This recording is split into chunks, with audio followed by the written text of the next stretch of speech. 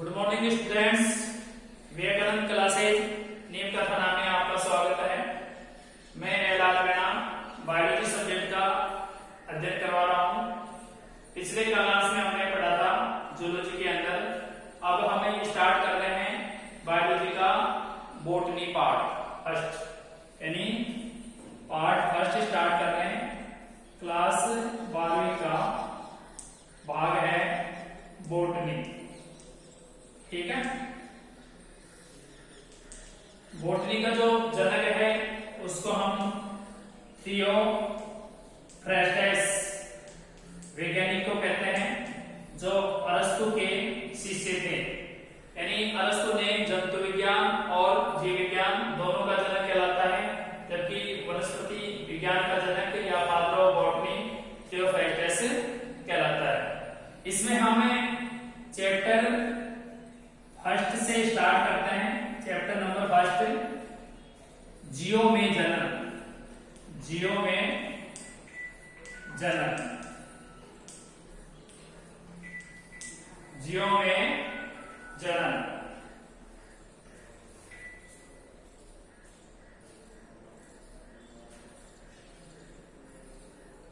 जियो में जनन। तो आपके सामने जियो में जो जनन है, आप जानते हो सबसे पहले जनन क्या है, या जनन या प्रजनन क्या है। प्रत्येक सजीव के द्वारा अपने समान संतान उत्पन्न करने की योग्यता को या क्रिया को जनन कहते हैं। पादपों में जनन दो प्रकार का होता है। यहां पर जो आपके सामने है, पहला है अनिषेक बीजता। पहला है अनिषेक बीजता, एग्मो स्पर्मी।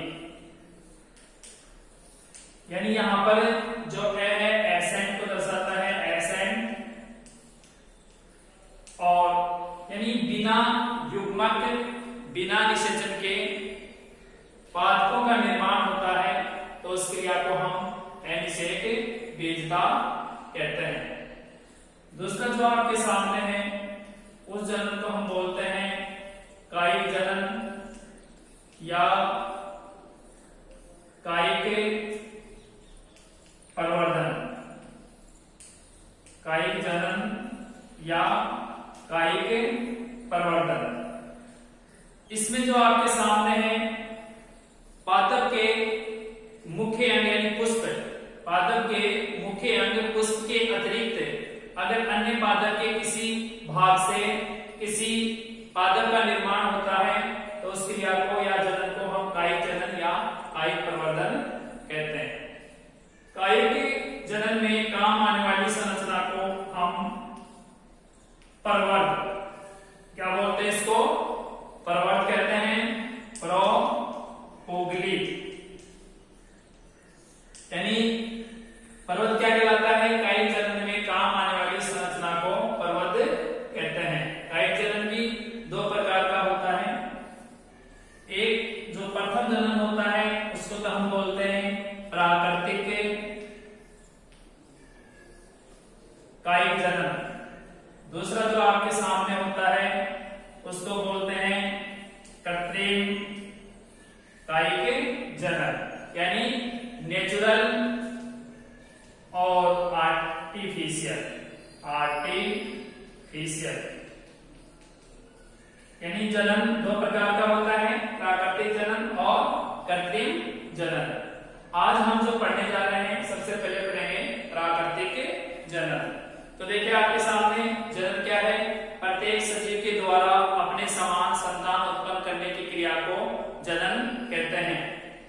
इसके बाद में है आपके सामने कि जनन पादपों में दो प्रकार का होता है। एक को बोलते हैं अनिषेक बीजता, बिना निषेचन या युग्मक के पौधों का बनना अनिषेक बीजता कहलाता है। दूसरा है कायिक जनन या कायिक प्रवर्धन।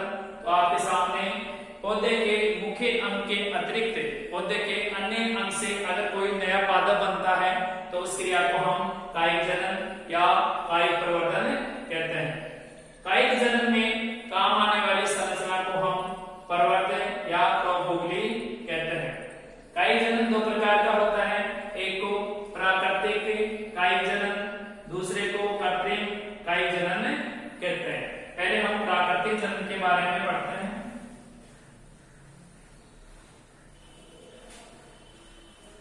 पादपों में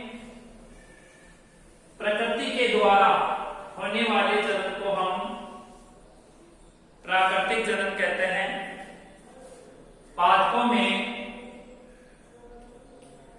प्राकृतिक जनन निम्न अंगों के द्वारा होता है। प्राकृतिक जनन पादपों में निम्न अंगों के द्वारा होता है। सबसे पहले आपके सामने आता है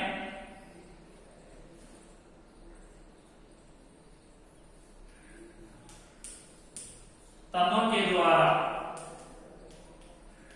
पहला कौन सा आता है? तनों के द्वारा कायिक जनन। दूसरा आता है मूलों के द्वारा कायिक जनन। मूलों के द्वारा कायिक जनन।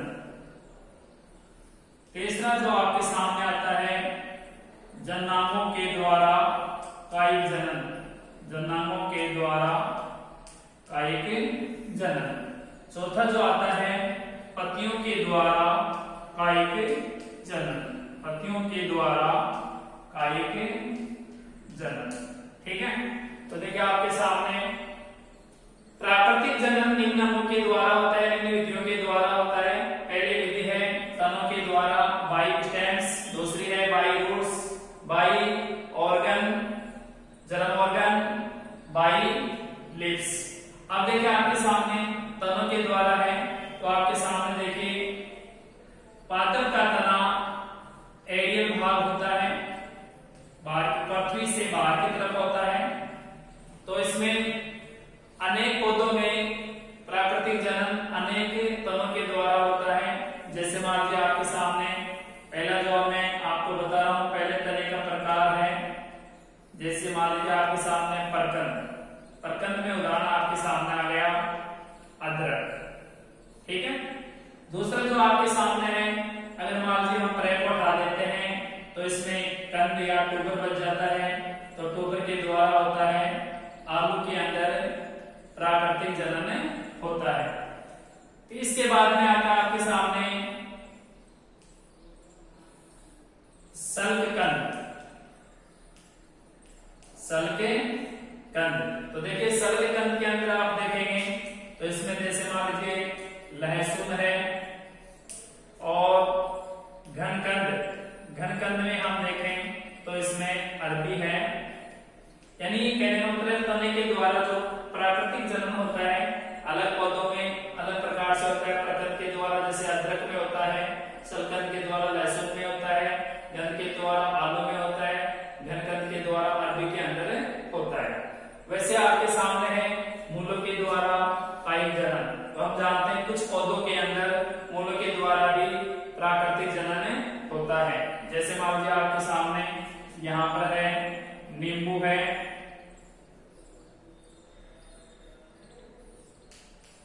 सेब है और अनेक है इसमें। जैसे मान लीजिए आपके सामने इनके अतिरिक्त मान लीजिए जैसे शीशम है, डहलिया है। इनके अंदर जैसे मान लीजिए अमरूद है। अमरूद में मूलों के द्वारा कायिक जनन होता है। तो इसे किसी बात याद रखो, आप एक दो दाने याद रखिए रखो। और इसमें भी सीधी सी बात है प्राकृतिक जनन पौधों में मूलों के द्वारा भी होता है। इसके बाद है तीसरा है जननांगों के द्वारा। पादपों में जो जननांगों के द्वारा होता है, यहाँ पर पुष्प कलिकाओं के स्थान पर जो जननांग होते हैं वहां पर ले लेते हैं हम पत्र प्रकलिका। क्या ले लेते हैं? पत्र प्रकलिका। इसको बोलते हैं बुलबिल्स। क्या बोलेंगे इसको? बुलबिल्स। तो जननांगों के द्वारा वाले पुष्पों कलिकाओं के अतिरिक्त बुलबिल्स के द्वारा जो जनन होता है जनांगों के द्वारा। इसमें क्या होता है कि जैसे मान लीजिए पत्र प्रकलिकाएं हैं वो पादप से भूमि में गिर जाती है और ये अंकुरित होकर नए पौधे का जन्म करती हैं, तो इसे जनांगों के द्वारा प्राकृतिक जनन कहते हैं। उदाहरण की बात करें तो देखिए इसमें पहला है आपके सामने रतालू। क्या नाम है? रतालू, जिसको हम बोलते हैं डायस्कोरिया। क्या बोलते हैं इसको? डायस्कोरिया। दूसरा है रामबास। दूसरा कौन सा है? रामबास है, तो इसको हम बोलते हैं अगेव। क्या बोलते हैं इसको? अगेव। तो कहने का मतलब है कि मूलों के द्वारा जो ये जनन होता है, तो इसमें हम बता सकते हैं अमरूद है, ठीक है, शीशम है, ये मूल के द्वारा प्राकृतिक जनन होता है। इसके बाद है पत्तियों के द्वारा। कुछ पौधों के अंदर कई जनन पत्तियों के द्वारा होता है, जैसे मान लीजिए आपके सामने पत्थर चट्टा, जिसे ब्रायोफिलम कहते हैं, ब्रायोफिलम कहते हैं। तो इसमें जो प्राकृतिक जनन होता है वो पत्तियों के द्वारा होता है। इसके अलावा बिगोनिया दूसरा पादप है जिसमें प्राकृतिक जनन में पर्णवंत या पेटियोल के द्वारा तथा पर्णशीलम के द्वारा प्राकृतिक जनन होता है। तो देखो कई बार परीक्षा में पूछा जाता है कि पत्थर चट्टा में ये जो प्राकृतिक जनन होता है वो किसके द्वारा होता है? पत्तियों के द्वारा होता है। कई बार ऐसे पूछा जाता है कि उस पौधे का नाम लिखिए जिसमें प्राकृतिक जनन पत्तियों के द्वारा होता है, तो आप इसमें से बताएंगे कि ये जो प्राकृतिक जनन है निम्न विधियों के द्वारा होता है। इसके बाद में दूसरी जो आपके सामने विधि बताई थी मैंने, वो कृत्रिम विधि बताई थी। कौन सी विधि बताई थी मैंने? कृत्रिम जनन, ठीक है। दूसरी विधि है कृत्रिम जनन। यह जनन मानव निर्मित विधियों के द्वारा होता है, इसलिए इसको आर्टिफिशियल रिप्रोडक्शन कहते हैं। तो देखिए आपके सामने कृत्रिम जनन की जो विधियां हैं वो निम्न विधियां हैं। पहली विधि का नाम है कर्तन विधि, कटिंग विधि। दूसरी जो मेथड है आपके सामने, वो आपके सामने दूसरी जो मेथड है उसको बोलते हैं रोपण, ठीक है, रोपण विधि आती है। तीसरी जो विधि आपके सामने है उसमें जैसे मान लीजिए आपके सामने वायुदाब विधि और एक विधि होती है गुट्टीदाब विधि, गुट्टीदाब विधि, ठीक है। और ये दूसरी जो आपके सामने है ग्राफ्टिंग। क्या बोलते हैं इसको? ग्राफ्टिंग कहते हैं। जो आपके सामने ग्राफ्टिंग है, ग्राफ्टिंग की विधि अनेक प्रकार की होती है। जैसे मान लीजिए इस प्रकार से आप बता सकते हैं। पहले जो ग्राफ्टिंग है उसको हम बोलते हैं जिहा ग्राफ्टिंग, ठीक है, ग्राफ्टिंग। दूसरा जो प्रकार है वेज ग्राफ्टिंग। तीसरी जो आपके सामने है क्राउन ग्राफ्टिंग, क्राउन ग्राफ्टिंग, मुकुट ग्राफ्टिंग, ठीक है। तो आपके सामने देखो कृत्रिम जनन मानव द्वारा निर्मित विधि होती है, ये निम्न विधियों के द्वारा होता है। पहली विधि है कर्तन या कटिंग, दूसरी जो विधि है रोपण ग्राफ्टिंग। ग्राफ्टिंग में देखिए पहली है जिया ग्राफ्टिंग, दूसरी है वेज ग्राफ्टिंग, तीसरी है क्राउन ग्राफ्टिंग, चौथी है मुकुट ग्राफ्टिंग। इसमें जो सबसे पहले आती है वो कर्तन आती है कि इसमें किसी भी पौधे को चाहे तने से चाहे मूल से काटकर अलग करके उसे भूमि में रोपित किया जाता है, जिससे नए पादप का निर्माण होता है। इसे कर्तन विधि को भी हम दो भागों में बांटते हैं। पहली विधि को हम बोलते हैं स्तंभ कर्तन। पहली विधि कौन सी आएगी? स्तंभ कर्तन, स्टेम कटिंग, स्टेम कटिंग बोलेंगे इसको। अब आपके सामने देखिए इसमें क्या करते हैं, किसी भी पादप को लेते हैं और उस पादप का हम क्या कर लेते हैं, तना काट लेते हैं और इस कटे तने को हम भूमि में रोपित करके नया पादप तैयार करते हैं। इस विधि को हम स्टेम कटिंग या स्तंभ कर्तन कहते हैं। इसके द्वारा हम देखो निम्न आपके सामने उदाहरण के रूप में काम में ले सकते हैं इस विधि के द्वारा। जैसे आपने पढ़ा है, जैसे मान लीजिए गुलाब है, गुलाब को काम में ले सकते हैं आपके सामने। बोगनविलिया है, इनको काम में ले सकते हैं हम, बोगनविलिया। सेब है, इनको भी काम में ले सकते हैं हम, ठीक है। ये स्तंभ कर्तन के उदाहरण हैं। दूसरा जो आपके सामने है वो है मूल कर्तन, मूल कर्तन, रूट कटिंग, रूट कटिंग। तो यहाँ पे क्या करते हैं, किसी पौधे की जो मूल होती है उससे, जैसे मान कुछ पौधों में काष्ठीय मूल होती है और इन काष्ठीय मूलों में जैसे मान लीजिए कुछ पौधों के अंदर अपिस्थानिक मूल होती है। क्या होती है, अपिस्थानिक मूल होती है। अपिस्थानिक मूल से अनेक प्रकार की कलिकाएं निकलती हैं और इन कलिकाओं को हम जनक पादप से पृथक कर लेते हैं और इनको रोपित किया जाता है। रोपित करने के बाद में नया पादप बन जाता है। तो इस विधि को हम मूल कर्तन या रूट कटिंग विधि कहते हैं। उदाहरण की बात यहाँ पर करें तो मूल के अंदर हम ले सकते हैं एस्पैरागस है, अमरूद है, डैलिया है, इनको हम ले सकते हैं इसके अंदर मूल वाले के उदाहरण के रूप में। जैसे मान लीजिए शीशम है, ये सभी मूल कर्तन में मूल कर्तन के उदाहरण होते हैं। तो ये कर्तन विधि थी कि किसी पौधे को काट कर या उसके किसी भाग को काट कर, इस तरह या मूल के किसी भी शाखा भाग को काट कर भूमि में रोपित करने की विधि को कटिंग कहते हैं। ये विधि दो प्रकार की होती है, एक को स्तंभ कटिंग बोलते हैं, इसमें पौधे का केवल स्तंभ काट कर भूमि में रोपित किया जाता है जिससे नया पौधा बना लिया जाता है। दूसरी विधि है मूल कर्तन, इसमें हम पौधे का मूल भाग यानी कुछ पौधों में काष्ठीय मूल होती है, कुछ पौधों में अपिस्थानिक मूल होती है। अपिस्थानिक मूलों से छोटी कलिकाएं उत्पन्न होती हैं, उन कलिकाओं को हम भूमि में रोपित करते हैं जिससे नया पौधा तैयार हो जाता है। दूसरी विधि जो आपके सामने थी उस विधि को हम बोलते हैं इसमें ग्राफ्टिंग। दूसरी विधि क्या थी इसमें, ग्राफ्टिंग थी।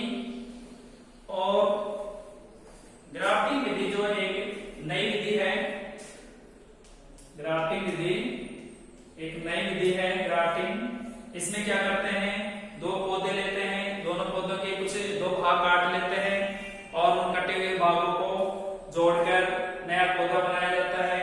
उस विधि को हम ग्राफ्टिंग कहते हैं। इस ग्राफ्टिंग में दो भाग होते हैं, एक भाग को हम कलम कहते हैं, दूसरे भाग को हम स्तंभ कहते हैं। पहले भाग को हम क्या बोलते हैं, कलम, और दूसरे भाग को हम स्तंभ कहते हैं।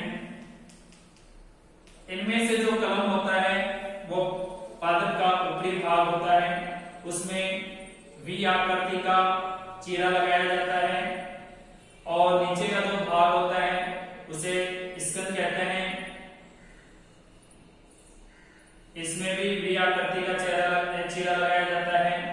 अब इनमें देखते हैं, कलम बड़ा भाग होता है और स्कंद छोटा भाग होता है, क्योंकि वो बड़ा बनाएंगे इसको हम छोटा बनाएंगे। यानी कलम बड़ा भाग होता है, स्कंद छोटा होता है।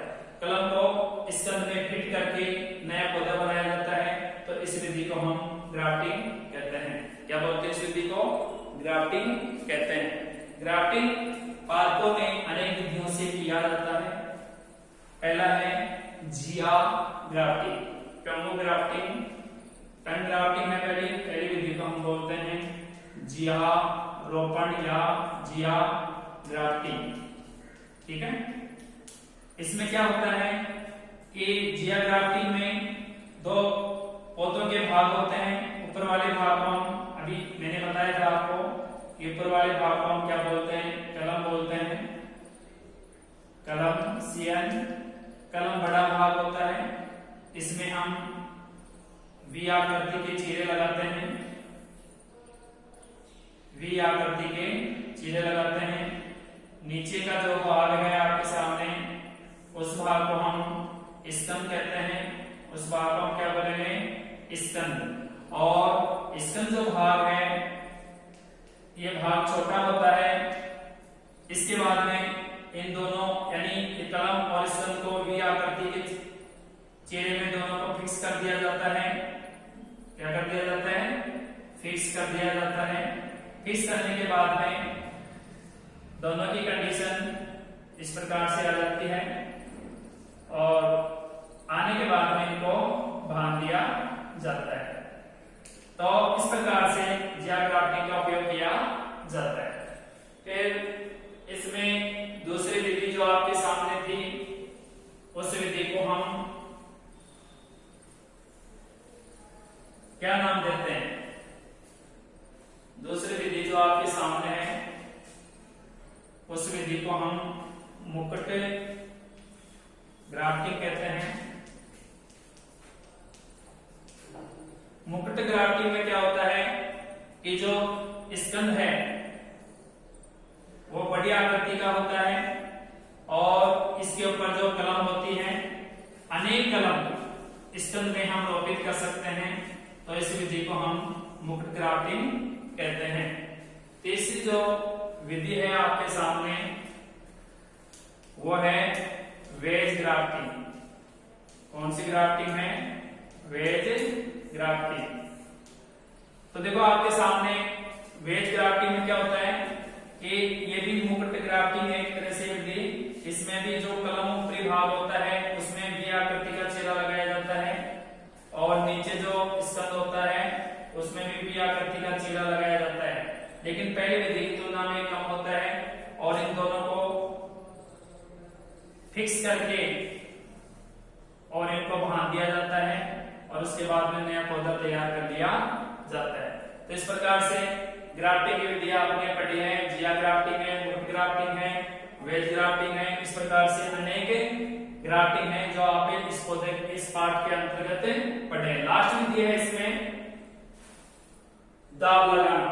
दूसरी विधि कौन सी है?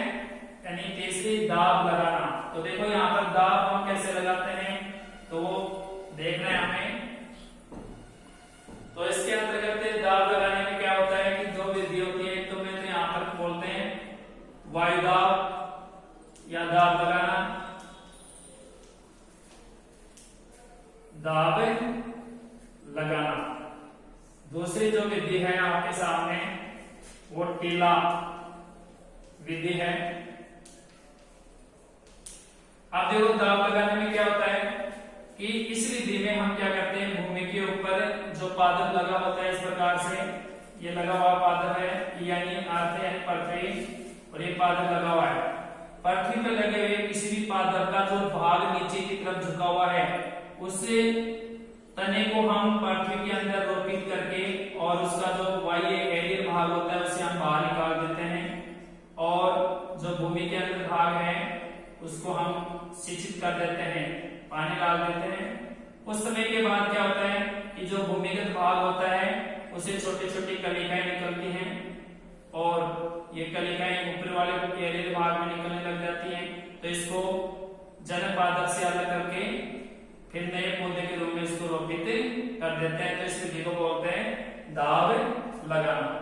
दूसरी विधि है टीला विधि या गुट्टी दाब विधि। तो टीला विधि में क्या करते हैं कि इस विधि में एक मोटे तने वाला पादप चयन करते हैं, यानी जिसका तना क्या हो, मोटा हो, ऐसा पादप इसके लिए तय करते हैं। और इस प्रकार से आप बता सकते हैं जैसे मान लीजिए पादप है, इसका तना है, ऊपरी तने पर हम क्या करते हैं कि किसी रस्सी की सहायता से एक मटके को बांध देते हैं। मटके के पेंदे में छोटा सा छिद्र कर देते हैं और उसमें सूतली या कोई धागा सूत्री रोपित कर देते हैं और नीचे की जो शाखा होती है उस शाखा से हम क्या करते हैं, उसकी जो छाल है, बात है, उसको वहां से हटा देते हैं। हटाने के बाद इस छाल के ऊपर हमें मॉस,